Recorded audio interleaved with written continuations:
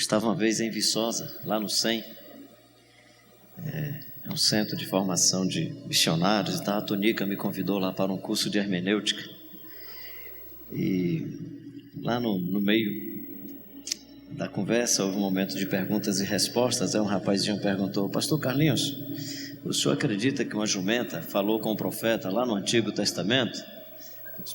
Qual o milagre disso, cara? Jumenta falar é a coisa mais boba para Deus, coisa mais simples para Deus é fazer uma jumenta falar. O difícil não é a jumenta falar, o difícil é o profeta escutar. O milagre está no cara escutar a jumenta. O milagre está no cara ouvir Deus falando numa vara de amendoeira. O milagre está no cara ir na casa do oleiro, ver o oleiro trabalhando com argila e tirar a voz de Deus e mensagem de Deus da argila. O milagre não está em falar, o milagre está em escutar e acolher como palavra de Deus. Eu queria agradecer pelo que eu escutei, pela palavra de Deus que vem aos nossos corações. Espero que Deus continue sendo gracioso com a gente, como sempre tem sido, e seja bondoso sempre. Queria continuar ainda, assim como introdução, pensando na figura. São muitas figuras bíblicas que eu acho interessante. A figura do fermento, a igreja como fermento, esse poder de capilaridade da igreja, esse poder de infiltração, esse poder de invadir os espaços sociais, dessa beleza que é o Evangelho. Então, quando Jesus põe essa ideia de fermento das massas, presumo que ele está falando sobre isso, esse poder de capilaridade que tem o Evangelho. Ou seja, o Evangelho pôde se infiltrar ali no meio do judaísmo, naquelas comunidades. O Evangelho pode alcançar o espaço das artes, o Evangelho pode ir para o mundo dos esportes, o Evangelho pode invadir as culturas. Eu acredito que o Evangelho pode até invadir as nossas igrejas também, até nisso eu acredito. Então assim, o Evangelho tem um poder de capilaridade extraordinário, e aí discernir entre essa chegada do Evangelho à nossa história, discernir entre essa presença do Evangelho e os cacoetes que nós vamos assimilando, discernir entre o Evangelho entre nós e as nossas estruturas religiosas, entre o Evangelho e os nossos esquemas de formatação das nossas experiências institucionais, e como já foi dito assim, que são experiências legítimas, mas não significa que o Evangelho está ali. Vai depender da geração que está vivendo a experiência. Ou seja, o sinal do Evangelho depende de como é que estão os seguidores e as seguidoras do Jesus de Nazaré. Qual é o problema de ser sal na terra, ou sal da terra? É porque além de ser sal da terra, é também sal na terra. Esse é o problema. E tem duas formas como o sal se torna insípido. É quando ele fica no saleiro e com o tempo ele vai se desgastando. Os processos de ionização vão desgastando o sal e ele fica insípido, ele perde o sabor, ele perde o seu poder, ele perde a sua singularidade, ele vai perdendo a sua natureza. Qual é a outra maneira como o sal vai perdendo a sua vitalidade, o seu poder digamos, de preservação e de manter a sua propriedade? Uma ilustração muito simples, é quando ele se mistura com a carne. A tarefa dele é aquela mesma, mas quando ele vai para o processo de evitar a putrificação da carne, ele também se embrenha de aspectos que são inerentes à carne. Aí ele vai perdendo o seu poder, ele vai perdendo a sua capacidade de mudança, a sua capacidade de preservação e tal. Então, não basta ser sal da terra, e é histórico e é necessário que seja sal na terra. E Jesus diz: eu vos enviei ao mundo e peço ao Pai que não os tire do mundo, mas que livre vocês das contaminações do mundo, que os livre do mal. Então, na verdade, assim, ser sal da terra é importante demais, mas não faz sentido ser sal da terra sem ser sal na terra. Por ser sal na terra, nós precisamos parar sempre para perguntar que coisas que se agregaram à natureza do sal da terra que faz com que o sal da terra não seja mais sal da terra. E essa avaliação, essa análise é constante. porque você tem o cenário, você tem o contexto, você tem a época que você está vivendo, a cultura onde Sal da Terra nasce, você tem várias outras pressões, você tem as pressões religiosas, você tem as pressões sociais, políticas, as pressões econômicas, e aí quando você menos espera, você já não é mais Sal da Terra, já não é mais Sal da Terra, porque um véu foi posto e o véu cega a sua percepção da sua natureza mais profunda por conta de outros encantamentos. Isso Paulo vai escrever quando ele escreve aos Coríntios. Quando Paulo escreve aos Coríntios, na segunda carta, capítulo 3, a partir do versículo 7, ele vai dizer: olha, vocês receberam o mistério que foi escrito em tábuas de pedra, que é glorioso, mas é uma glória que gera morte. Então ele não disse que não era um troço glorioso. E claro, como Paulo tinha naquele momento para ilustrar o arquétipo da religião judaica, ele vai em busca desse arquétipo para dizer: vocês se encantaram com isso, vocês se encantaram com essa matriz. E aí, se esse véu não for rasgado para que vocês possam se encantar com o que foi revelado, vocês vão ficar dando glória a Deus e aleluia pela matriz que já morreu, sem perceber que essa matriz que gera morte traz também sensações de glória. Então esse discernimento entre a matriz religiosa, que tem certos aspectos de glória, esse arquétipo religioso, que às vezes gera encantamento, admiração da sociedade, que não diz respeito ao bom testemunho e não diz respeito ao referencial do Jesus Cristo de Nazaré, é complicado. Como diz um amigo meu, quem é que topa um empreendimento onde o presidente é crucificado e o tesoureiro se suicida?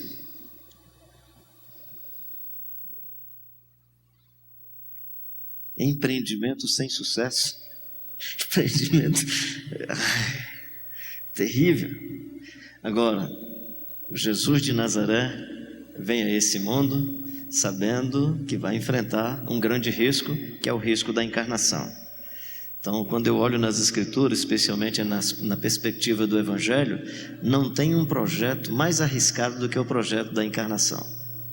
Porque o Deus eterno, santo, puro, misericordioso, pleno em justiça, resolve chegar na história da humanidade através da história de um povo complicado, pecador, desgraçado. E na genealogia do Mateus, pelo menos, Jesus é descendente da Raabe, a meretriz, da Betseba, que teve um caso com Davi, do Manassés, um bruxo, imperador perverso que matou crianças, e vem toda uma genealogia complicada de Jacó, o trapaceiro. Ou seja, o projeto da encarnação é um projeto daquele que, sendo a essência do sal, vem a esse mundo garantindo que não vai se permitir ser contaminado por todas as pressões que vêm do mundo para onde ele vem. Ou seja, ele aceita esse projeto sabendo que é um projeto de risco, e ele sabe que vai desfrutar do pão como algo essencial à vida, necessário à vida, mas ele não vai aceitar a linha tênue entre se alimentar do pão e transformar da bênção do pão num instrumento de poder, transforma a pedra em pães.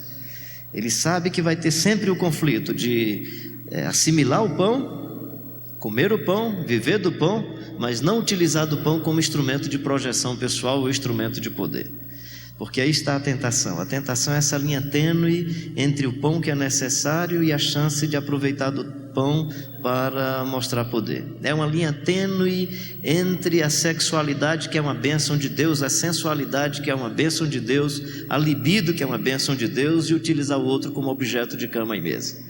É uma linha muito tênue, é uma linha tênue entre o bom testemunho e ser reconhecido pelo testemunho e ir para o pináculo do templo, porque você agora adquiriu fama e prestígio. De passar na rua principal da cidade para ser visto pelo prefeito, porque o prefeito não vai passar e deixar você não ser percebido. Ele vai dizer: olha, esse cidadão não pode passar em branco, né? É a linha tênue entre o bom testemunho, o prestígio e a fama. É uma linha tênue entre os bens para a nossa sobrevivência e a acumulação de bens. Tudo isso te darei se prostrado me adorares. Então ele chega com a sua singularidade, com a sua essência mais profunda, vem a esse mundo, e na essência mais profunda ele tem que estar sempre discernindo. Quando é que eu sou o sal? Na essência, naquilo que é mais natural à minha própria existência, e quando que eu estou me permitindo viver pelos encantos, né? E essa tentação que é descrita por Mateus e Lucas, a tentação de Jesus, na verdade aí capítulo 4 de Mateus e capítulo 4 de Lucas, presumo que não é simplesmente uma tentação dos 40 dias e 40 noites, é um resumo pedagógico das tentações que nós estamos vivendo no nosso cotidiano. É a tentação de poder, mostra que tu és o Filho de Deus, transforma pedras em pães. É a tentação da fama e prestígio, vá lá no pináculo do templo, porque o Senhor é um cara de tanto prestígio que até os anjos vêm para guardar o Senhor. É a tentação da acumulação de bens, tudo isso te darei se prostrado me adorares. Então ele vem ao mundo com esse grande risco, né? E aí ser sal da terra é assumir esse projeto da encarnação, porque aí não dá para ser sal da terra, me parece, pelo menos no nosso contexto, sem ser instituição, sem ter arte, sem ter a nossa beleza cultural, sem que o Evangelho venha através desses nossos instrumentos da nossa sociedade. E aí precisamos discernir o tempo todo. E não é problema na estética, eu acho que nós não temos o problema com a estética. Eu acho que a questão é discernir, especialmente nesse contexto pós-moderno, se nós valorizamos mais a ética do que a estética, porque nós estamos num contexto em que a estética, em que o formato, em que a conjuntura, a estrutura vale muito mais do que a ética. Pode-se observar que hoje, quando a gente pensa em crescimento de igreja, tudo tem a ver com o odre, não tem a ver com o vinho. Pode observar, como é que a gente forma uma estrutura, que são estruturas inclusive pragmáticas, boas, né? Formação de rede, Herbalife, Amway, tudo funciona em formação de rede, funciona bem, funciona também para a igreja. Não estou aqui condenando esses tipos de estrutura, não. Estou dizendo que elas funcionam porque elas são, do ponto de vista gerencial, excelentes. E são excelentes para outras coisas, pode ser excelente para a igreja. Pequenos grupos, é funcional, é legal, funciona bem. Então não estou dizendo que essas coisas não são boas. Às vezes, dependendo do modelo da estrutura, o modelo monárquico do catolicismo, o modelo presidencialista monárquico da Assembleia de Deus com pequenas congregações são funcionais. A pergunta não é como é que estão esses odres e qual a estética da nossa formatação. A pergunta é que vinho nós colocamos dentro da garrafa. Que cachaça foi colocada aí dentro? O odre pode conter qualquer vinho, qualquer cachaça, qualquer conteúdo. O que nós precisamos discernir nesse contexto brasileiro é qual o vinho que permeia as nossas estruturas. O que é que passa pela nossa experiência institucional. E aí não tem jeito, Jesus de Nazaré vai ser uma complicação para você, porque entre o palácio e a manjedoura ele vai preferir a manjedoura. Não tem jeito, não tem jeito. Entre a carruagem e o jegue, ele vai fazer a entrada triunfal de jegue, porque Jesus sabe que se ele for de carruagem, as pessoas vão se impressionar tanto com a carruagem que talvez não o percebam. Claro que sendo Jesus de Nazaré, poderia ir de carruagem ou de qualquer coisa, porque eu acho que ele é mais do que a carruagem, sem dúvida nenhuma. Mas eu acho que como pedagogia, ele vai de jegue, porque só vai de jegue quem tem uma consciência profunda da sua singularidade. Ou seja, ele não vai de jegue para ser reconhecido, ele vai de jegue porque mesmo de jegue será reconhecido. Mesmo de jegue. Ou seja, na verdade, Jesus vai de jegue porque ele diz mais ou menos assim: qualquer outro cara ou não seria percebido ou seria vaiado. Por isso que eu gosto da descrição de Mateus, porque aquela cena deve ter sido muito bagunçada, gente. O Lucas deixa um gancho hermenêutico, quando Lucas diz assim: e os discípulos ajudaram a Jesus a montar no jumentinho. Quem é de zona rural sabe o que é montar no jumentinho, nunca montado por ninguém. E quando diz os discípulos ajudaram a montar, se fosse um pitoquinho, um cara baixinho, tudo bem, mas Jesus era atlético, suportou chibatada da quinta-feira à noite até as 3 horas da tarde da sexta-feira, julgamento, ele era atlético, então montaria de uma só passada de perna, né?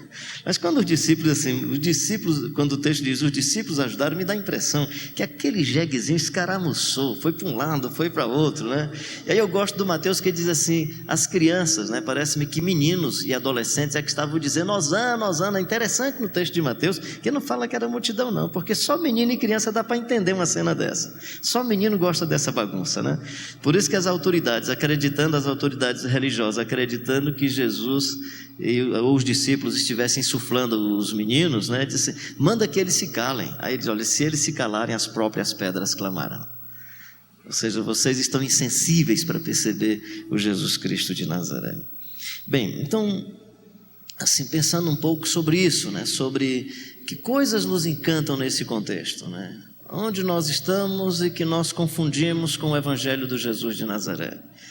A sociedade pós-moderna, eu acredito que nós estamos passando por esse fenômeno de mudança de uma época, mudança de mega paradigmas, né? O Dominique de Massa diz que a gente muda de mega paradigma, ou vive a mudança de uma época, quando você encontra novas fontes de energia, quando mudam as relações de poder e quando se mudam as relações de trabalho. Ou seja, a gente vive hoje a experiência muito mais do empreendedorismo do que da empregabilidade.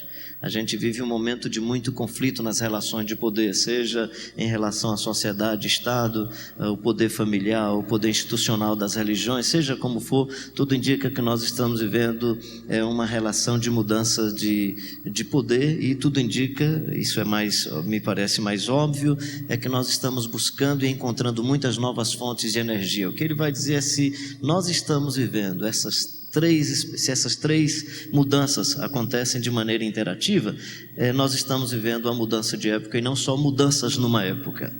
E o que ele vai constatar, alguns outros pesquisadores, é que nós somos a 6ª ou 7ª geração do mundo que viveu essa experiência. Nós somos a 6ª ou 7ª geração da experiência humana que viveu esse tipo de mutação.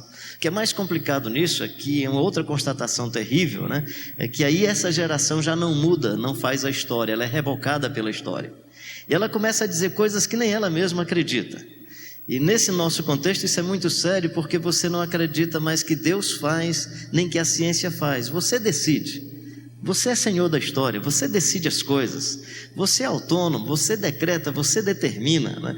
Você é o poderoso, você é a poderosa. Deus se curva diante do seu poder e da sua autoridade, porque você é o tal. Você é o tal, né? Você não vem para a igreja porque Deus é o centro do culto. Você vem para chamar a sua atenção, chamar a atenção de Deus em torno de você. Por que você que é o motivo de culto?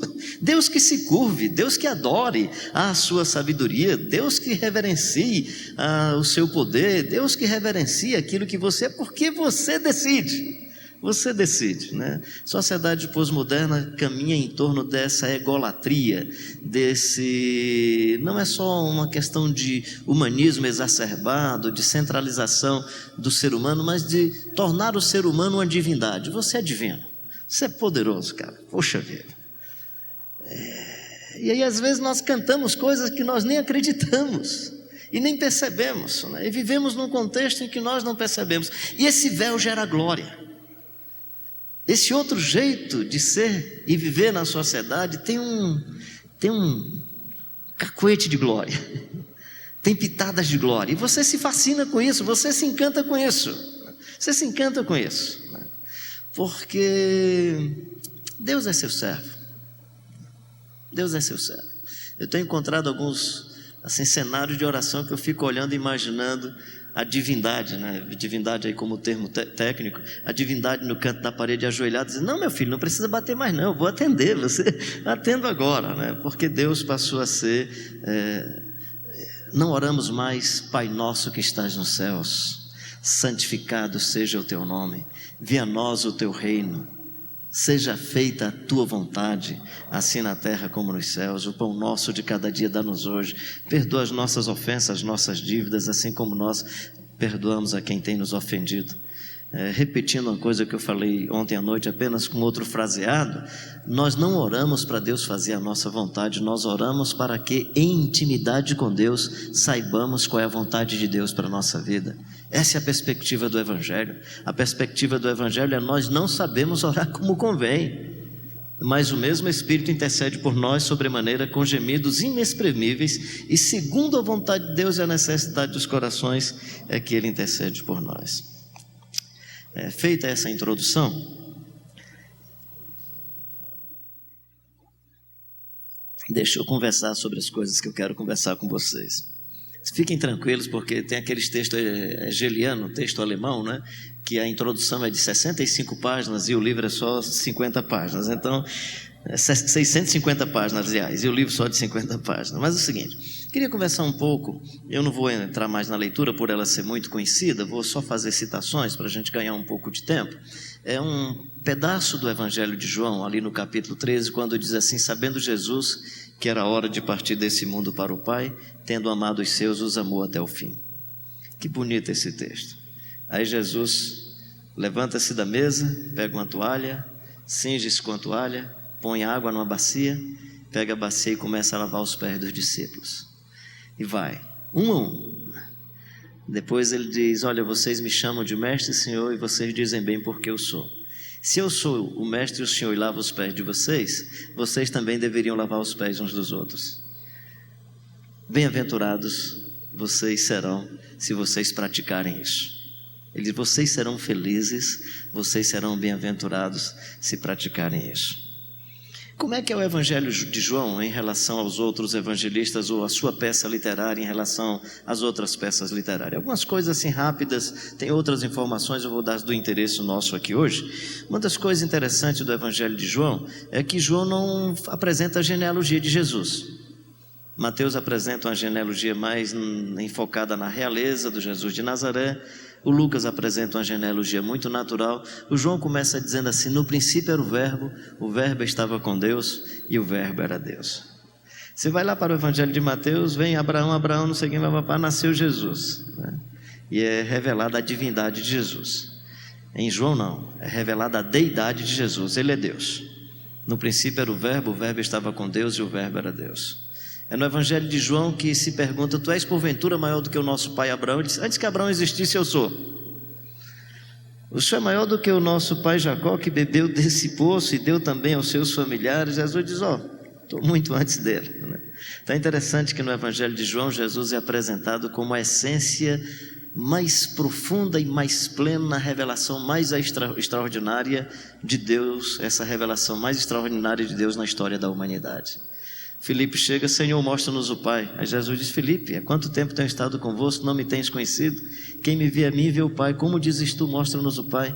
Não crês que eu estou no Pai, que o Pai está em mim, que as obras que eu faço não as faço por mim mesmo, mas o Pai que está em mim realiza as suas obras? Creia pelo menos pelas obras que eu faço. Então João, uma das coisas interessantes do Evangelho de João é que João vai explicitar a deidade do Jesus Cristo de Nazaré. E o verbo se fez carne, habitou entre nós, cheio de graça e de verdade, e vimos a sua glória, glória como do unigênito do Pai. Essa ambiguidade da encarnação é Deus resolvendo se fazer gente e habitar entre nós, e Deus vem e habita entre nós.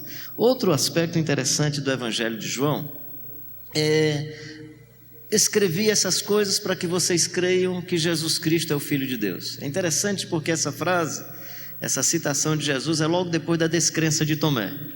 Aí ele diz: olha, se eu fosse escrever, eu escreveria livros e livros. Aí usa uma hipérbole que não caberia no mundo todo as histórias que eu fosse escrever. Mas essas histórias eu escrevi para que vocês creiam que Jesus Cristo é o Filho de Deus. Então tudo indica que um dos temas interessantes do Evangelho de João é: creiam que Jesus Cristo é o Filho de Deus. Isso vai permear todo o livro.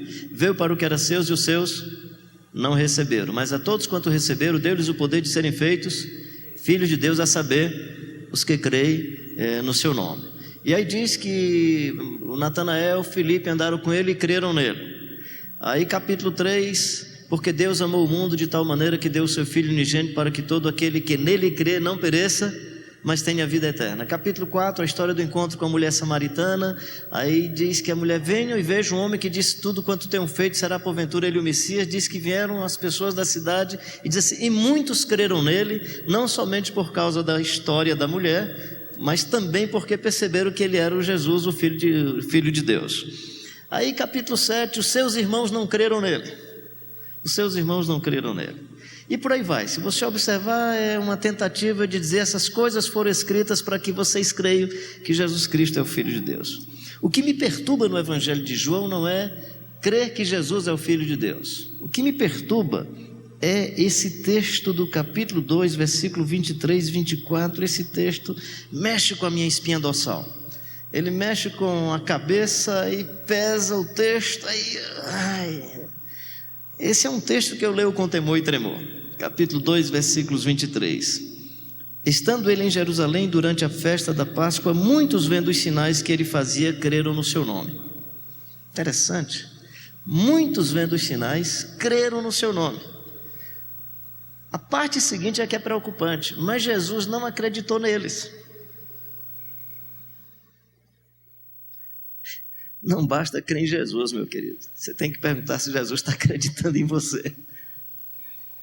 Esse texto é sério. Mas assim, Jesus não acreditou porque ele bem conhecia a natureza humana. Então o Evangelho de João trabalha com uma coisa muito importante, que é: creia em Jesus, mas pergunte se Jesus está acreditando em você. Porque ele bem conhece a natureza humana. Discernir entre a essência do sal e outras coisas que se agregam ao sal, que Jesus diz: é por isso que eu não estou acreditando. Eu estou olhando e dizendo: não dá. Eu quis acreditar, achei até que vocês estavam bem, era mesmo sal da terra, mas agora eu estou olhando e vocês estão assimilando e se incorporando de outros valores ou desvalores, de outros artefatos que não dizem respeito ao meu reino e ao que eu sou. Uma outra coisa muito interessante no Evangelho de João, é essa que eu quero me deter mais com vocês hoje pela manhã, é que João já fala da morte de Jesus no começo. Os outros livros têm uma sequência muito lógica, por isso que eles são chamados inclusive de evangelhos sinópticos, ou seja, observados numa mesma ótica. Anúncio de Jesus, nascimento de Jesus, o batismo de Jesus, a tentação de Jesus, o ministério de Jesus, a morte de Jesus, a ressurreição de Jesus. Eles têm essa sequência. Evangelho de João não, capítulo 1, versículo 29, eis o Cordeiro de Deus que tira o pecado do mundo. Ele já chega e o anúncio da morte. Capítulo 3, e do modo como Moisés levantou a serpente no deserto, assim importa que o Filho do Homem seja levantado. Aí Jesus cura um cego, os caras querem matar Jesus. Aí Jesus ressuscita o Lázaro, os caras querem matar Jesus e a Lázaro também. E aí vai, né? Se você pega, especialmente a partir do capítulo 11, o cenário é um cenário de morte, não como um momento dramático. Morte como espaço da linha de chegada da nossa corrida. A ideia é: a morte no Evangelho de João é um paradigma, não é uma situação dramática. A morte é uma vocação. Em outras palavras, fazer a missão, viver como sal da terra, na ótica de João, é assumir um processo de morte de certas áreas da vida que não dizem respeito à vida eterna. É o que ele chama e vai dizer o seguinte: você não vai morrer eternamente. Então tem um tipo de morte que ele diz: você não vai morrer. E tem um tipo de morte que ele diz: é melhor que você morra. Se o grão de trigo caindo na terra não morrer, fica ele só, mas se morrer, vai produzir muitos frutos. É interessante que isso está aí no capítulo 11, capítulo 12, se você quiser depois conferir, aí no capítulo 12, o versículo 24, em verdade vos digo, se o grão de trigo caindo na terra não morrer, fica ele só, mas se morrer, produz muitos frutos. Quem ama a sua vida, perde-a, mas aquele que odeia a sua vida, neste mundo, preserva-la para a vida eterna. Então tem uma vida que a gente vive nesse mundo que Jesus diz assim: é bom você perdê-la. Tem um tipo de glória que a gente recebe nesse mundo que Jesus diz assim: seria legal se você descartasse esse negócio, seria legal que você tirasse isso de você. Então, na verdade, ele diz: tem um tipo de vida que a gente tem a chance de viver, e tem um tipo de morte que nós podemos optar por ela. É uma opção. É interessante porque a morte biológica eu não decido sobre ela. Eu nem sei se vou viver até amanhã. Eu nem sei se consigo terminar aqui essa nossa reflexão. Quem sabe acontece aqui um piripaco, e aí vocês vão ter que avisar a Dinha: pô, ele estava falando e puf, te caiu. Foi assim, fazer o quê? Vocês vão ficar num constrangimento horrível, mas eu não sei disso mesmo. Não estou querendo dramatizar, estou querendo dizer o seguinte: que sobre a nossa existência biológica não podemos optar. Jesus podia. Jesus é o único que veio ao mundo que aceitou a morte biológica voluntariamente. Ele poderia ter dito: não, vou morrer e ponto final. Mas eu não tenho decisão sobre isso. Mas há um tipo de morte aqui que é uma morte voluntária, que eu posso decidir sobre ela.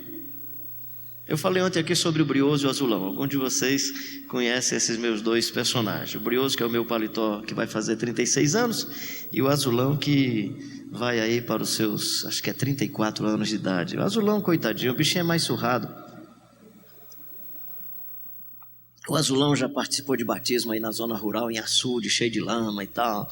E Azulão serve de travesseiro, cobertor, quando eu tenho essas invenções de ficar vivendo em condição de ruas, 4, 5 dias lá nas ruas de São Paulo. O Azulão serve de cobertor, eu sento no banco, deito, ele serve de travesseiro. É um cara legal, ele não é muito complicado não. O Brioso é mais complicado. O Brioso, assim, uma vez eu saí com o Brioso, eu fui pregar num culto de formatura de uma denominação, do pessoal do seminário de uma denominação. Aí eu saí, coloquei minha sandalinha e tal, coloquei o Brioso. De jeito nenhum, não vou com você não, só vou se for de sapato e sapato decente, não vou com essa sandália não. Brioso não anda em transporte urbano, jamais imaginar Brioso na garupa de uma bicicleta. Brioso, se eu for sair e o carro tiver com problema, ele quer ir de táxi, ou então eu tenho que chamar um amigo. Brioso é complicado, só que aí para casamento chique, culto de formatura, ele é muito complicado, muito complicado. Um dia o pastor Ricardo Barbosa perguntou: Carlinhos, quando você morrer, você quer estar vestido com Brioso ou Azulão? Aí eu disse: cara, eu quero estar vestido com Brioso. Pensei um pouco, cara, com Brioso, ó. Ele, porque você gosta mais dele ou porque você acha que vai ficar mais bonito com ele, mais decente? Eu digo: não, cara, eu tenho maior vontade de um dia matar esse desgraçado comigo, né?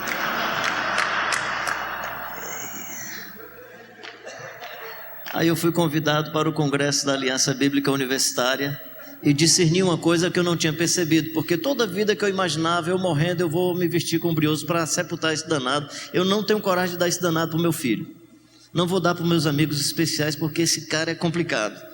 Aí achei que mataria o Brioso com facilidade. Aí fui para o congresso em Viçosa, o congresso da Aliança Bíblica Universitária, e nos deram orientação: olha, você chega no aeroporto de Confins, você é o primeiro que vai chegar o Robson Cavalcante, querido e saudoso Robson Cavalcante, vai chegar o Ariovaldo, vai chegar o Mirandinha, e o Mirandinha é quem vai alugar um carro e leva vocês. Aí eu cheguei primeiro, peguei minha mochilinha, joguei no canto e tinha levado o Brioso.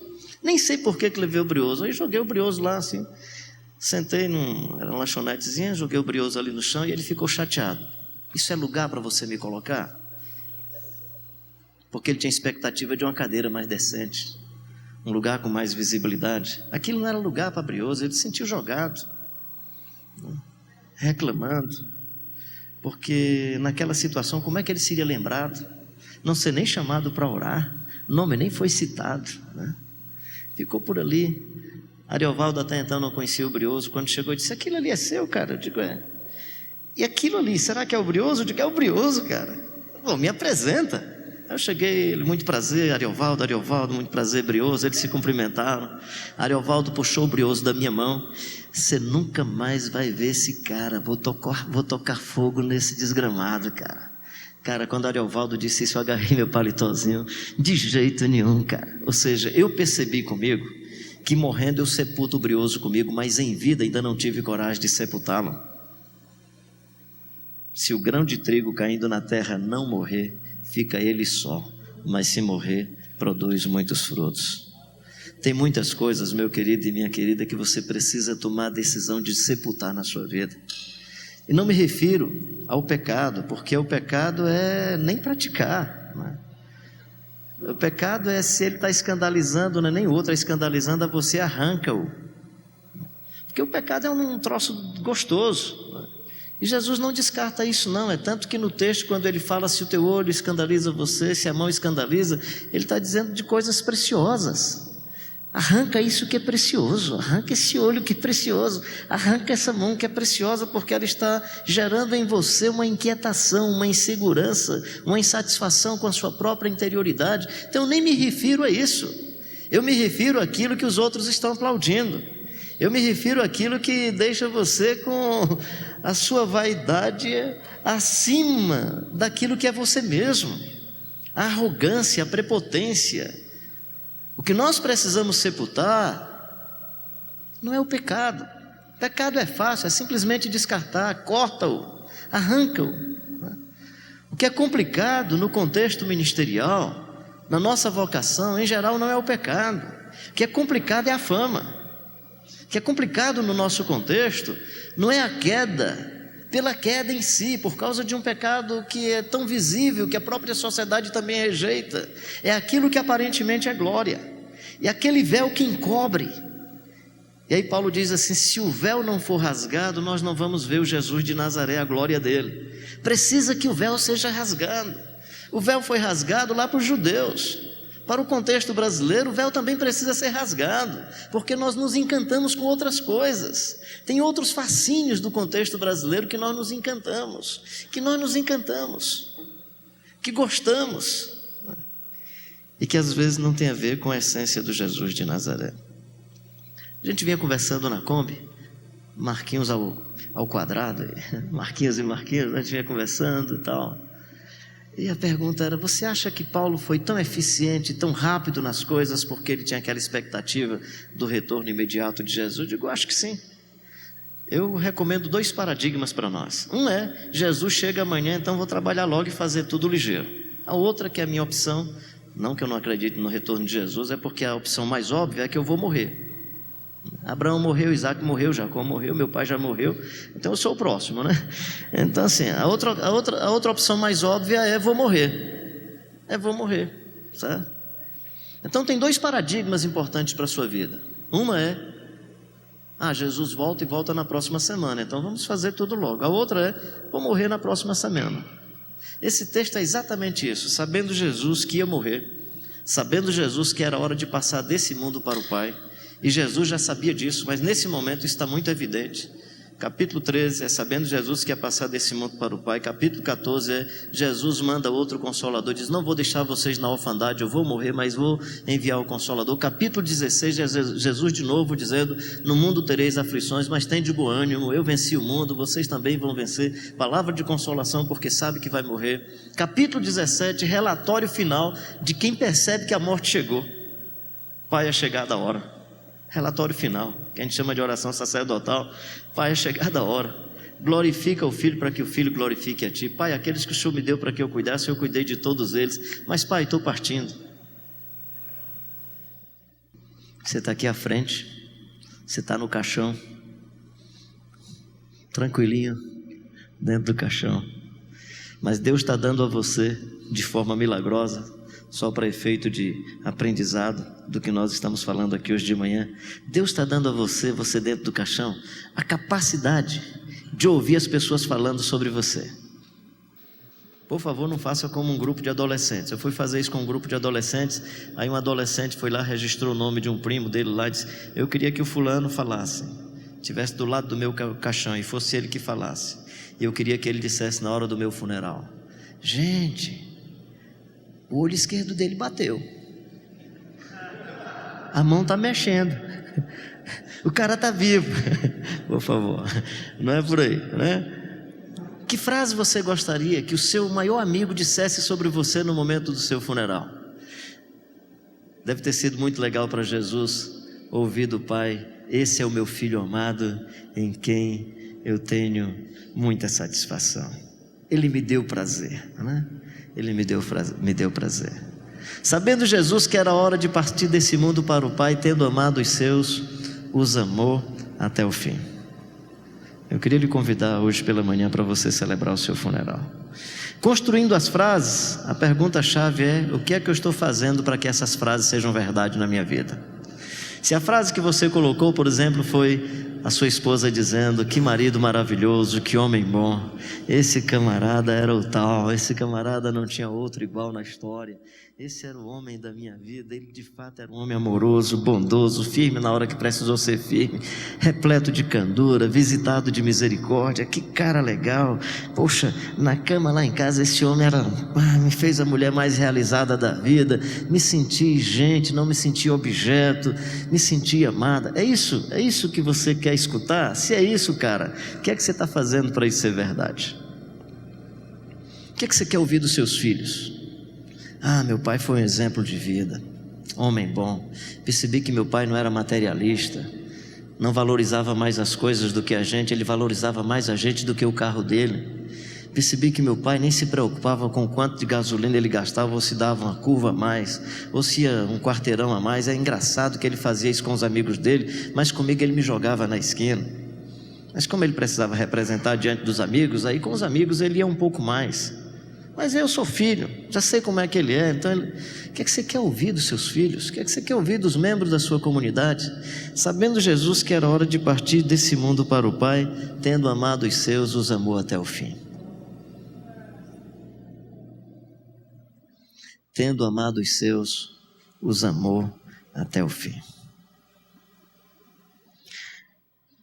Interessante que o texto diz assim: sabendo este que o Pai tudo confiara às suas mãos, e que ele viera de Deus e voltara para Deus. Viu hoje a gente falando aqui sobre Paulo Júnior, falando sobre esse começo e o destino. Jesus tinha noção de começo e destino. Eu vim do Pai, volto para o Pai, eu sou o que eu sou e ponto final. E não vou mudar isso, não vou deixar que nenhuma pressão social, religiosa, do ambiente, seja do que for, mude o que eu sou, porque sou feito imagem e semelhança de Deus. Meu querido, há um núcleo em você que é muito mais importante do que o seu título. Não confunda você com o seu título. Não confunda você com a sua conta bancária. Você não é sua conta bancária, você não é o presbítero. O presbítero é uma função, um papel que você tem na sua comunidade. Diácono é um papel, pastor é um dom, é um ministério, não é você. Não é você, você é muito mais do que isso. Você é muito mais do que a sua função.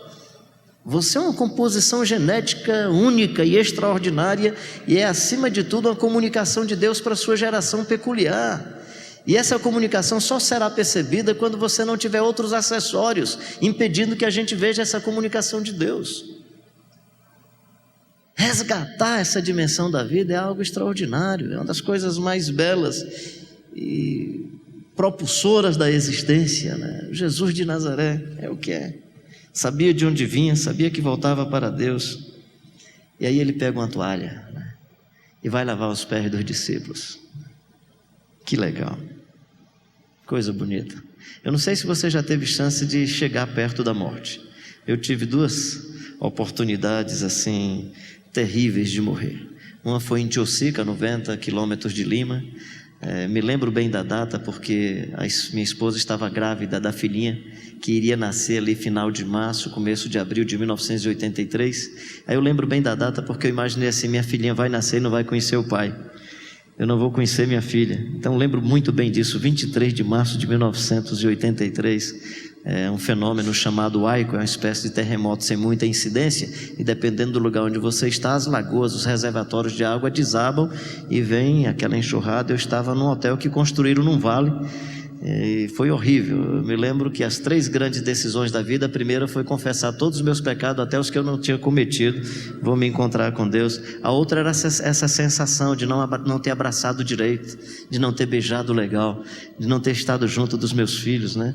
E a outra sensação era um projeto simples de vida que muito rapidamente poderia ter feito e ver essa. Então assim, pelo menos comigo foram essas 3 sensações. A outra experiência foi em 1990 final de setembro de 93, fiquei em Angola durante um bom período. Quando a guerra começou em 92, 93, eu estava com a minha família e houve uma explosão de um paiol, que era um paiol clandestino. A ONU não sabia desse paiol, eu morava a uns 100 metros do danado, eu não sabia também que tinha esse paiol perto da minha casa, e uma noite um dos grupos tocou fogo no paiol e foi uma explosão muito difícil. Eu achei nesse dia que eu não ia escapar, né? Achei que não ia escapar. De novo, confessei todos os meus pecados. Nesse caso, a família estava junto, eu abracei a família e nós nos programamos para morrer todo mundo junto, né? Nós nos programamos para morrermos, né? Quem tinha expressão de fé mais bonita nessa ocasião era minha filhinha de 9 anos, que foi quem, numa atitude bonita, começou a cantar, e o momento mudou. E não dá para entrar no detalhe dessa história, mas só para dizer que eu tive essa sensação de morte, né? Ou seja, o meu funeral foi realizado sem que eu quisesse. O fato é que a vida vai tendo outros referenciais a partir dessa sensação de você se deparar com a morte. E aí é interessante, porque é uma toalha, é uma bacia, é água na bacia, é terapia de massagem nos pés dos discípulos, ou se achar melhor, é Jesus tirando o chulé dos caras. Seja como for, é um momento da mais profunda expressão de amor e afetividade, porque ele está indo embora. E uma vez que vai embora, nada melhor do que tocar em pés que se sentem exaustos e cansados. Nada melhor do que expressar amizade. Nada melhor do que expressar afetividade. Nada melhor do que dizer sobre amor. Nada melhor do que terminar o texto dizendo: pastoreia os meus cordeirinhos. E é interessante, às vezes eu imagino que o texto de João, não sei se por causa desse final, é um texto para nós pastores e pastoras. É um texto que diz: pastoreia, cuida cuida de você, cuida da alma, cuida do coração, cuida da vida, cuida da saúde, cuida de você e cuida das pessoas, e cuida nesses gestos que vão marcar, cuida nessa atitude que o outro nunca mais vai esquecer, cuida por conta do abraço que ficou tatuado na memória, cuida por causa daquela frase que ficou, e cuida porque você é transitório. Então Jesus tinha noção de transitoriedade. Interessante isso, né? Nós não temos essa noção. Às vezes você está na igreja há 15 anos e não acha que vai morrer, e aí se você morrer hoje, o pessoal vai ter que mandar um pastor de fora, porque você não preparou ninguém, que você não trabalhou essa passagem de bastão, você não preparou um espaço para que alguém pudesse assumir a causa, não é? Então como reconhecer a sua transitoriedade? Nós somos transitórios, queridos. Nós somos transitórios. Nós não somos eternos, né? E aí quem sepulta esses aspectos que não dizem respeito à vida, só para fortalecer essa ilustração, o Salomão que fez tanta coisa, Jesus olha e diz, ele não acrescentou um palmo à vida. O que Jesus está dizendo é mais ou menos assim, tem muita coisa que o Salomão fez que ele devia ter sepultado. Porque o problema não é não fazer, o grande problema da vida é fazer de maneira bem feita o que Deus não pediu para a gente fazer. O que é mais enganoso não é não fazer, o mais enganoso é você fazer e Deus dizer, meu filho, está legal, muito bem feito, mas não foi isso que eu pedi a vocês. Está extraordinário, impressionante, encantador, mas não foi o que eu pedi. Vós sois o sal da terra, e o sal tem que preservar-se, mas o sal também tem que expressar a vocação para a qual foi chamado. Senão ele vai fazer outras coisas que não tem a ver com o seu chamado, não tem a ver com a sua vocação, não tem a pertinência daquilo que você é. Pode ter outras impressões, mas não tem a ver com o evangelho do Jesus de Nazaré. O que eu faço agora, ele diz, vocês não vão entender, mas vocês vão compreender depois. Que interessante, né? Tudo indica que tem a ver com essa limpeza, essa santidade, a purificação pelo poder da sua palavra, pelo poder do evangelho. Nesse texto vai aparecer algo que para mim é encantador também, que é como é que a gente lida com o cara que é o opositor, o traidor, porque ele está lavando os pés dos discípulos, todo mundo, e o traidor, e o cara que está vendendo o Messias, e o cara que está puxando o tapete. Não é o caso de Jesus, porque Jesus nem tapete tinha. Aliás, uma vez um cara me ligou e disse, Carlinhos, como é que na sua vida o pessoal puxando tapete? Cara, eu não sou presidente de nada, então eu não tenho tapete para ninguém puxar, cara. Eu não tenho, honestamente, eu estou sendo honesto, eu não tenho tapete para ser puxado, e graças a Deus que eu não tenho mesmo. Eu faço parte de uma denominação, eu não sou nada na denominação que eu faço parte. Não estou dizendo que você não tem que ser, tem que ter alguém para fazer, para dar curso a esse negócio. Quando você for alguma coisa na denominação, seja como se não fosse, participe como se não participasse, sirva da melhor forma possível, focando-se no fato de que você é um discípulo do Jesus Cristo de Nazaré. Quando ser sacerdote atrapalhar o fato de ser discípulo, deixe de ser sacerdote. Quando ser pastor, no contexto brasileiro, sacrificar a sua vocação como discípulo de Jesus, deixe de ser pastor. No momento que você, como pastor, precisar sacrificar alguém que confessa os seus pecados a você, você diz, eu tenho alguma coisa errada comigo. Uma coisa é você punir o cínico, uma coisa é você chamar a atenção do cara que fica pisando na bola 3x4 e não se fez um tratamento sério. A outra coisa é você não saber, como discípulo de Jesus de Nazaré, levar as pessoas no ombro. Eu não sei se essa ilustração, ela é muito interessante, eu não sei, já procurei, não vi se de fato ela tem verdade histórica, mas ela é muito interessante, de que o pastor judaico, ele cuidava das suas ovelhas, e quando eles colocavam às vezes o rebanho na presença de outro rebanho, de outro amigo, quando ele ia para casa, cada um, usando a linguagem bem nordestina, aboiava, começava a cantar na voz que a ovelha já conhecia, e eles começavam e o rebanhozinho ia seguindo, o outro cantando com a sua música, o outro ia para o outro lado. Às vezes ele fazendo isso, aí ele olhava, um carneirinho ficou lá do outro lado, aí ele chegava perto dele, pegava, dava um capinzinho, uma ração, e pela mão continuava cantando e condicionando o animal a ouvir a sua voz e a comendo da ração e com ele. E esse procedimento às vezes resolvia. Outro dia ele chegava de novo, ele ficava lá e disse, nesse procedimento não resolveu. Ele pegava a patinha dianteira, quebrava a patinha dianteira lá no rebanho onde ele estava, chegava no rebanho dele, tentava consertar, colocar, fazer um tipo de atadura e colocar a patinha no seu lugar, e dali para frente ele carregava a ovelhinha no braço, dando comida, dando água. E aí quando ela ficava sarada, ele soltava ela, nunca mais ia lá onde ela recebeu a pancada, ficava andando com ele. Eu contando isso na igreja, era pastor no Recife, aí contei essa história, terminou o culto, um cidadão chegou para mim, pastor Carlinhos, está na hora do senhor quebrar a pata do irmão fulano de tal. Aí eu disse, cara, quebrar a pata é fácil, eu quero saber se você está em condição de carregá-lo no ombro o tempo todo.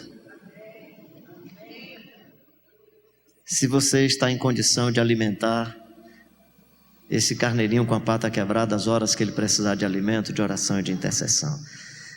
Quando no seu sacerdócio for fácil quebrar a pata, peça a Deus para ressuscitar em você o discípulo de Jesus Cristo de Nazaré, que acolhe os seus discípulos, lava os pés de todos eles, e quando diz que o Judas pode molhar o pão no seu vinho, não está apenas denunciando Judas.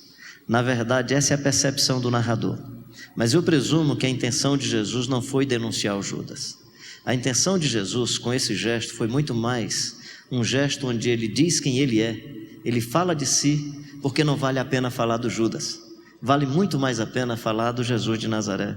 Que gesto é esse? O que é que significa molhar o pão no vinho na cultura judaica? Pega lá Ruth capítulo 2. Ruth está colhendo espigas entre as mulheres judias, sendo discriminada pelas mulheres. E aí o Boaz manda um recado, possivelmente se encantou pela menina, olhou, achou a menina bonita e manda um recado para Ruth. Digam a Ruth que amanhã ela pode vir para a mesa, uma espécie de primeiro café da manhã, ela pode vir à nossa mesa, ele o príncipe dizendo, ela pode chegar à mesa e ela tem a chance de molhar o seu pão no meu vinho. O que é que o Boaz está dizendo? Digam a Ruth para não se sentir estrangeira, ela é de casa, ela é pessoa querida, ela não é de fora, ou seja, molhar o pão no vinho é dizer que é de casa. Eu cheguei na casa dos pais do Marcão e me senti muito à vontade, peguei lá o pãozinho, eu gosto muito de pegar o meu pão e mergulhar no café. Num desses países que eu vivi, uma vez eu fui visitar uma comunidade numa situação muito miserável, situação muito difícil, o pessoal nem casa tinha, eram umas choupanas feitas de palha, tal. Aí eu cheguei, o pessoal estava vendendo alguns objetos fora do local, assim, fora das casas, e uma das coisas que tinha era pão no chão, cheio de mosca em cima. E eu visitando cada casa. Quando eu cheguei numa casa, um senhor identificou, brasileiro, não sei o que e tal, vou providenciar um café. Fez aquele café que ferve a água, bota o pó do café, mexe, sem açúcar, sem nada. Às vezes quando tem uma latinha de leite condensado, dá uma misturadinha com leite condensado. E aí colocou sem nada. E eu fiquei comigo assim, espero que não venha pão. Aí lá se vem ele com um pedaço de tábua assim, o pão em cima. E eu disse, o pão veio dali. Aí eu disse, o café está bem fervido, eu quero café bem fervido, dá para o senhor colocar a vasilha fervida aqui para eu colocar mais? Porque eu queria mergulhar o pão, para cada vez que eu mergulhasse o pão, matasse todos os germes, que eu não ia rejeitar a comida, né?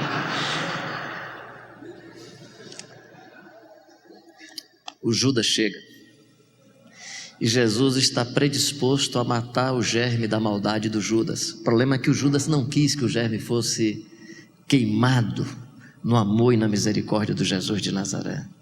Mas quando Judas chega e Jesus fala assim, que ele pode molhar o pão no seu vinho, na verdade Jesus está dizendo, cara, eu sei que você me vendeu.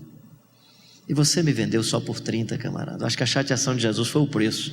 Foi nem ser vendido. Caramba, só 30, né? Você me vendeu, cara. Mas a despeito, Judas, de você ter me vendido, eu continuo sendo Jesus Cristo de Nazaré e o meu copo continua aberto para você molhar o seu pão. A despeito do que você fez, Judas, você não vai mudar o meu jeito de ser. Eu vou continuar sendo misericordioso, amoroso, bondoso, cheio de graça e acolhedor, e você pode molhar o pão no meu vinho. O que Jesus está dizendo é mais ou menos assim, trazendo para o nosso contexto. A despeito do que você fez, a gente ainda pode sentar na mesma mesa e comer um tutuzinho à mineira. Nós podemos ainda comer juntos uma pamonha goiana. Nós podemos juntos comer uma tapioquinha e tomar um cafezinho. A despeito do que você fez, eu não vou mudar o meu jeito de ser, porque o mal que você fez não tem o poder de gerar o mal dentro de mim. Porque aquele que me criou, me preservou como sal da terra. E o sal que está aqui não vai se permitir contaminado pelo mal na terra. Ele é da terra, está na terra, mas não se permite invadido por essas artimanhas da terra e do mundo. É o Jesus de Nazaré, continua sendo o Jesus de Nazaré. É como se ele dissesse: cara, o que você me fez, dá a mim o direito de fazer o mesmo com você, mas você não vai ter esse direito, eu não vou dar a você esse direito não. Eu vou continuar sendo o que eu sou. O que você é não depende do jeito do outro ser, meu querido. Você não ama pelo que o outro faz, você ama quando você é uma fonte de amor. Você é misericordioso quando você é uma fonte de misericórdia. Você é gracioso, graciosa quando você é uma fonte de graça. Não depende de como é que o outro está agindo. Claro que a nossa relação com o outro tem que respeitar a decisão do outro. É tanto que Jesus respeitou a decisão do Judas. O cara saiu e suicidou-se. Era a decisão dele. Mas a partir do Jesus era: camarada, meu copo de vinho continua aberto para você molhar o seu pão. Eu não coloquei uma tampa aqui porque eu sou Jesus de Nazaré e vim para amar e amar intensamente, Judas. Dá para entender, cara? Dá para entender. Sabendo Jesus que era hora de partir desse mundo para o Pai, tendo amado os seus, os amou até o fim.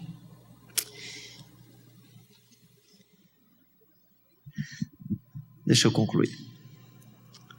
E vou concluir com 12:42. Pensando aqui em nós como pastores, pastoras, líderes.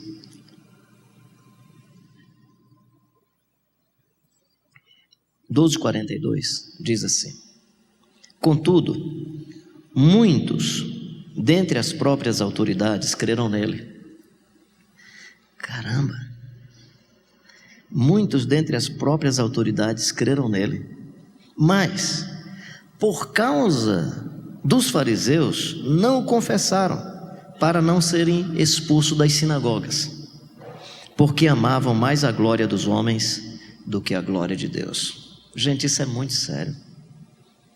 Tem muita gente que acredita em Jesus, que conhece o Evangelho, que sabe como é que Jesus agiu, que sabe como é que deveria agir, mas o contexto social, a concorrência religiosa, as competições institucionais, esse mundo gospel brasileiro que está por aí afora, não permite que você tome uma decisão por conta dessas pressões. O texto diz: eles acreditaram nele, e diz que eram autoridades também, mas as pressões eram tão grandes que eles não conseguiam.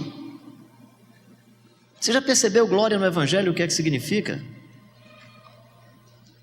Eu fico muito assim... desculpa se for só um sentimento. O pessoal começa a cantar: eu vejo a glória do Senhor hoje aqui. Quando eu olho no Novo Testamento, a partir do Jesus de Nazaré, glória é um negócio complicado. Mãe é muito maravilhosa. Sua mãe, se for sua mãe foi igual a minha, nunca vi uma pessoa tão legal. A mãe de Tiago e João me parece também uma pessoa maravilhosa. Aí ela chega para Jesus e diz: Senhor, quando o Senhor estiver na glória do Senhor, eu queria que o Tiaguinho tivesse à esquerda e o Joãozinho à direita. Sabe o que é que Jesus diz? Mulher, você não sabe o que você está pedindo, porque para onde eu vou eles não podem ir agora. Porque para Jesus a glória do Pai é o momento que o amor do Pai será revelado em plenitude. Para Jesus a glória do Evangelho é o momento em que o mundo entendeu o que é misericórdia de Deus, é o momento em que o mundo entender graça de Deus. E quando é que o mundo vai entender amor de Deus, misericórdia de Deus, graça de Deus? Na morte de Jesus na cruz. Para Jesus, glória do Pai é o momento da passeata do amor. Glória do Pai é o momento em que vamos poder posteriormente escrever e dizer: Deus prova o seu amor para conosco pelo fato de ter Cristo Jesus morrido por nós, sendo nós ainda pecadores. Glória do Pai é perceber o amor de Deus, a misericórdia de Deus, a bondade de Deus na ambiguidade da cruz. Você quer a glória do Pai? É aceitar a possibilidade de que a sua morte voluntária vai glorificar a Deus. É aceitar a possibilidade de que o seu caminho vai ser o caminho de sal da terra e na terra. Nessa contradição entre estar no mundo, mas não ser do mundo. Muitos creram nele, inclusive autoridades, mas não seguiram-no por causa das pressões religiosas. Você tem pressão, na sua instituição, eu vou ter pressão na minha instituição, porque essa é a ambiguidade da encarnação. E por favor, sejam também instituição, não precisa acabar com a instituição não. Eu não gosto dessa história de achar que tem que acabar com a instituição para ser outra coisa. Não, enquanto somos instituição, o cara decide se vai ser um Bento XVI ou se vai ser um Francisco. Não estou dizendo que o Francisco é a melhor coisa do mundo, e nem que ele vai mudar o Vaticano, mas eu presumo que o Vaticano não consegue mudar esse cidadão. Eu presumo. Então não é a questão da instituição, é como é que ele transita na instituição, é como é que ele mergulha na instituição, como é que ele resolve estar perto das pessoas e sinalizar um outro jeito de viver a vida. Então eu não tenho problema que você seja pastor, e que seja um pastor de sucesso institucional inclusive.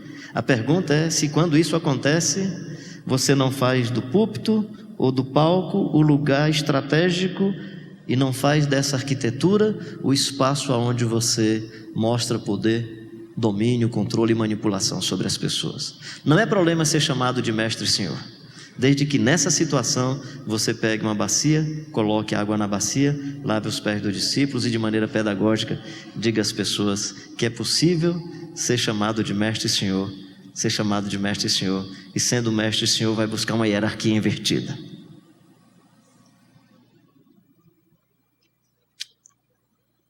O Evangelho de João me encanta, porque o Evangelho de João faz uma promessa: você não pode isso sozinho, mas vem o Consolador, o Espírito da verdade, que vai ensinar você todas as coisas, que vai guiar você em todo o caminho.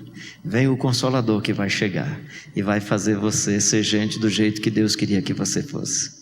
Vem o Consolador que vai chegar, que vai invadir o seu coração e vai lhe ajudar a seguir esse projeto de vida que está na sua composição genética original, como Deus criou, e vai fazer você chegar a esse destino final, que é ser transformado de glória em glória pelo poder do Espírito Santo até a imagem do Jesus Cristo de Nazaré. Estou com vontade de terminar, mas está me vindo aqui uma historinha tão legal. Sempre ela me vem à cabeça. Desculpa ela estar vindo agora, eu vou contar para vocês. E eu encerro com essa história. Meu pai morreu com 91 anos de idade. É que eu estou falando em funeral? Meu pai morreu com 91 anos de idade. Era um homem muito sadio, meu amigão. A gente viajou muitas vezes, algumas vezes a cavalo, quando eu ainda era criança, ele evangelizando lá pelo interior do Rio Grande do Norte. Aí depois, meu pai era assim um homem interessante, ele aprendeu a ler lendo a Bíblia, era um evangelizador extraordinário, evangelizou cangaceiro inclusive. Tempo atrás eu escrevi o livro As Faces de um Mito, a fascinante história de um cabra de Deus na Terra do Sol, que foi um livro publicado pela Vinde com prefácio do Caio Fábio. Esse livro esgotou-se e tal, estou pensando aí numa segunda edição, mas meu pai era esse homem assim, muito sadio, um cara muito interessante, né? Não dá para aqui entrar em detalhes sobre como ele era, mas esse detalhe de que ele começou a sentir mal, tal, algumas manifestações no corpo muito estranhas quando se alimentava, e foi identificado um câncer no pâncreas, né? E aí, quando identificou esse câncer, a gente conversando com um médico muito meu amigo, João Mário, da Igreja Presbiteriana: olha, Carlinhos, a situação aqui da imagem que a gente viu é uma situação complicada, teu pai é muito resistente, é um homem muito forte, pode até durar muito, mas em geral esse negócio aí dura 4 meses, no máximo 3, 4 meses, por causa da gravidade, e não vai dar nem para fazer cirurgia. Eles fizeram uma cirurgia só para facilitar o canal de evasão, né, do fluxo da bilirrubina que estava indo para o corpo todo e tal. E aí o fato é que ele falou isso para mim, e o que nós decidimos como irmãos e irmãs, assim, com o carinho que a gente tinha pelo pai, era que ele tivesse um final sem muito sofrimento, sem dor. Aí alugamos um apartamentozinho próximo aos hospitais onde ele sempre era atendido, de tal maneira que um dia minha mãe ligou assim, logo depois de almoço: meu filho, vem aqui, seu pai está com a respiração ofegante, taquicardia e tal. Aí eu fui muito rápido, isso era mais ou menos, eu acho que 1h30, era horário depois de almoço.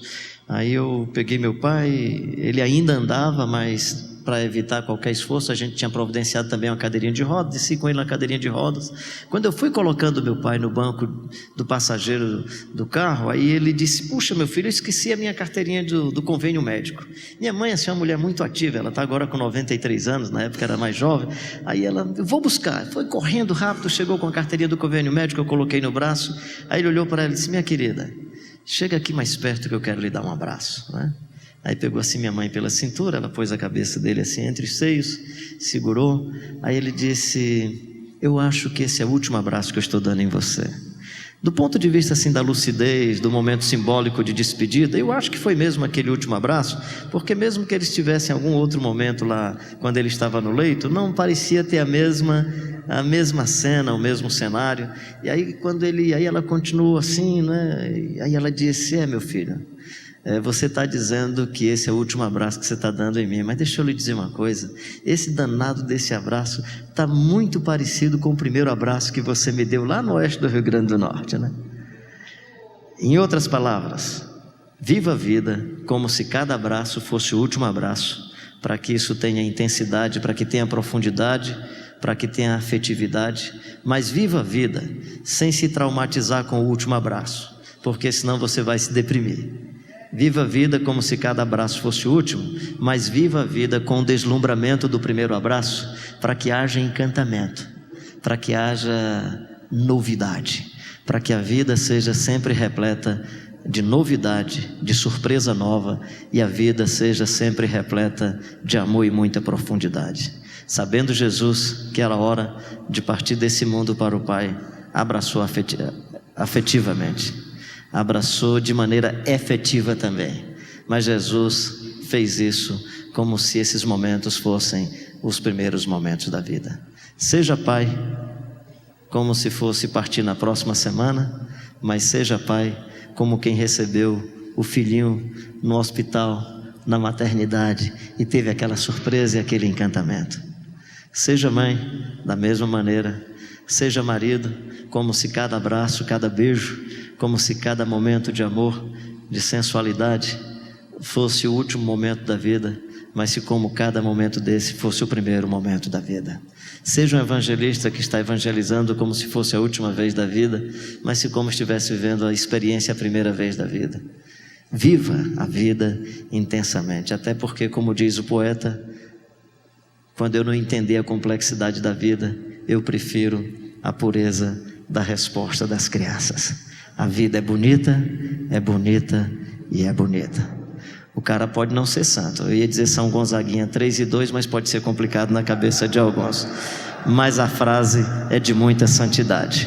O conteúdo é de muita pertinência bíblico-teológica. Que Deus abençoe sua vida, que Deus abençoe seu coração, e que o carro da funerária leve o seu corpo legal, mas a sua alma e o seu coração, a sua vida esteja ressuscitada para Deus. Que o brioso, as briosas da vida sejam sepultadas, que possa ir no caixão para a funerária, vá lá, enterra no cemitério, e você chegue hoje um novo homem, uma nova mulher, ressuscitado para Deus, ressuscitada para Deus e ressuscitada para a vida. Amém.